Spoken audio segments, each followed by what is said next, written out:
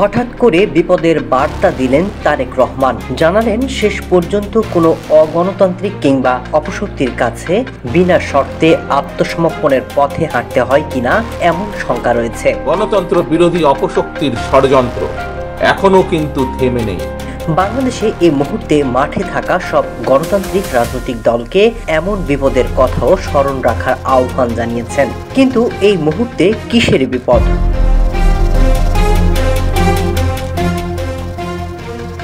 মাত্র একদিন আগে প্রধান উপদেষ্টা ডক্টর মোহাম্মদ ইউনূসের সাথে দেখা করে গুরুত্বপূর্ণ সিদ্ধান্ত নিয়েছে তিন বাহিনীর প্রধান। সবটা জনসম্মুখে না এলেও নির্বাচন নিয়ে বড় সিদ্ধান্ত এসেছে তা পরিষ্কার।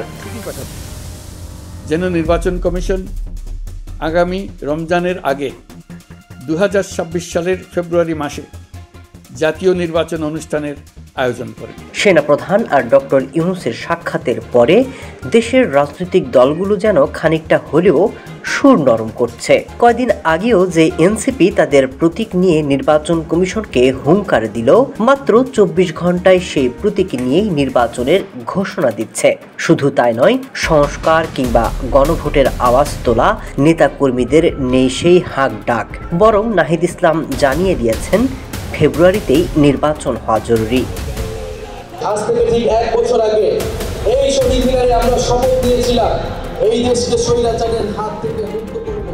এদিকে পিআর কিংবা গণভোট চাওয়া জামাত যেন মাঠের বাইরে চুপ করেই বসে পড়েছে, বরং দ্রুত নির্বাচন দেওয়ার দাবি তুলছে। এরই মধ্যে তারেক রহমানের মুখে আরও একটি অশনি সংকেত জানিয়ে ছড়িয়ে পড়েছে নানা জল্পনা। তাহলে কি সেনা ক্ষমতায় যাচ্ছে বাংলাদেশ, নাকি আওয়ামী লীগের ফিরে আসা? কোন বিপদ এখন বাংলাদেশের সামনে?